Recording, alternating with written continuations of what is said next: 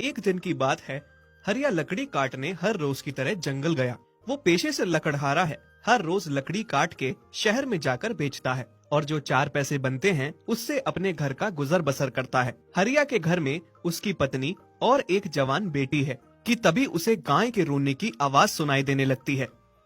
अरे, ये किसकी आवाज है? सुनने में तो किसी गाय की आवाज लग रही है। चल के देखता हूँ। देखने पर पता चला कि कांटों वाली झाड़ियों में एक दुबली पतली कमजोर सी गाय फंसी हुई है जो बाहर नहीं निकल पा रही है। ये देख के हरिया को उस गाय पे बहुत तरस आता है। हे गाय, तुम यहाँ कैसे फंस गई और किसकी गाय हो? इतने घने जंगल में क्या कर रही हो? देखने से तो तुम जंगली गाय नहीं लगती। फिर तुम्हारा मालिक कैसा है जिसको तुम्हारा बिल्कुल भी ध्यान नहीं है कि मेरी गाय कहाँ है?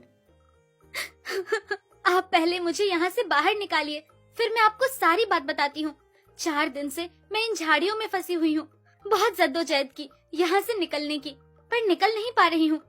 अगर आप मुझे यहाँ से निकाल दें, तो आपका मैं ये एहसान कभी नहीं भूल पाऊंगी। हाँ, मैं तुम्हें यहाँ से निकालता हूँ, तुम चिंता ना करो। हरिया अपनी कुल्हाड़ी से सारी झाड़ियाँ काट देता है और गाय को बाहर निकालता है। गाय भूख के मारे बहुत कमजोर हो चुकी थी। अब बताओ, तुम्हारा नाम क्या है और तुम यहाँ कैसे फंस गई? पहले तो आपका बहुत बहुत धन्यवाद। आपने मुझे यहाँ से निकाला, वरना मुझे तो लगा था कि मैं मर जाऊंगी। अब बाहर कभी नहीं निकल पाऊंगी। तुम ऐसे ना कहो, बचाने वाला तो भगवान होता है। मेरा नाम लक्ष्मी है। मैं और मेरी माँ हम साथ में रहते थे। हमारा कोई मालिक नहीं था। हम दोनों आवारा गायें थी। शहर में अब खाने को कुछ बचा नहीं था, इसलिए हम घास की तलाश में जंगल की ओर आए थे। पर बदकिस्मती से हमें जंगल में बाघ मिल गया। वो मेरी माँ को खा गया। और बाघ से जान बचाते हुए मैं इन झाड़ियों में छुप गई, लेकिन बाद में फिर निकल ही नहीं पाई। 4 दिन से भूखी प्यासी हूँ मैं।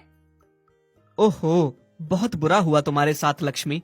पर तुम अब चिंता ना करो, अब से तुम आवारा गाय नहीं हो। अब से मैं तुम्हारा मालिक हूँ। तुम मेरे घर चलो, मैं तुम्हारी देखभाल करूंगा। मेरी पत्नी और बेटी भी हैं। मेरे घर में वो तुम्हारा ख्याल रखेंगी। आप कितने अच्छे हैं। भगवान आपका खूब भला करे। हरिया लक्ष्मी को लेकर घर आ जाता है। बाबा, आप ये किसकी गाय घर लेकर आए हैं? माँ, माँ, देखो तो, बाबा किसी की गाय घर लाए हैं। अरे बेटी, ये किसी की नहीं, हमारी अपनी गाय है।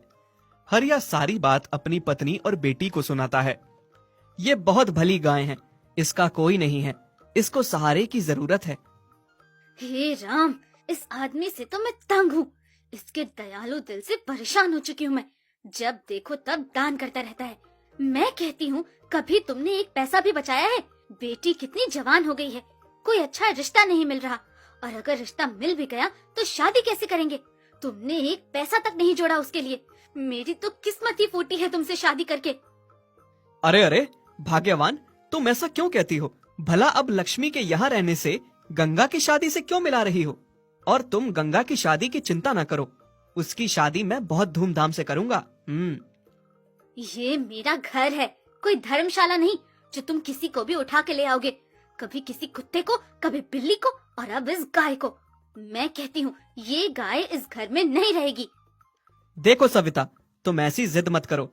जब हम किसी की मदद करते हैं ना, तो ऊपर वाला हमारी मदद करता है, और खासकर जानवरों की।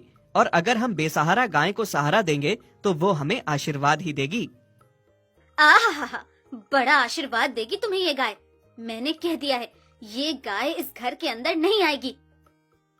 आप आपस में ना लड़िए, मैं चली जाती हूँ। मेरी वजह से आपके बीच लड़ाई हो जाए, मुझे अच्छा नहीं लगेगा। मालिक, मैं आपकी बहुत इज्जत करती हूँ, आप बहुत अच्छे हैं, पर आप दोनों के बीच लड़ाई का कारण नहीं बनना चाहती। ये कह के लक्ष्मी वहाँ से जाने लगती है, पर उसे जाता देख हरिया को बिल्कुल अच्छा नहीं लगा और वो उसे रोक लेता है। रुक जाओ लक्ष्मी, मैं तुम्हें नहीं जाने दूंगा। अगर सविता नहीं चाहती कि तुम इस घर में रहो तो ठीक है, पर मेरे घर के आंगन में तो रह सकती हो ना, मेरे सामने, मेरे पास। मैं तुम्हें घर लाया था अपने पास रखने के लिए, तो अपने पास ही रखूंगा। हाय रे मेरी फूटी किस्मत, मेरी आदमी कब सुधरेगा?